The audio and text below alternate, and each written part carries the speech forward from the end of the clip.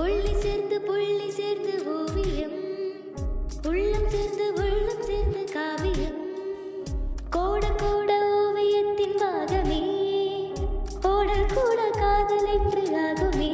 ஒரு வானம் வரைய நீல வண்ணம் நம் காதல்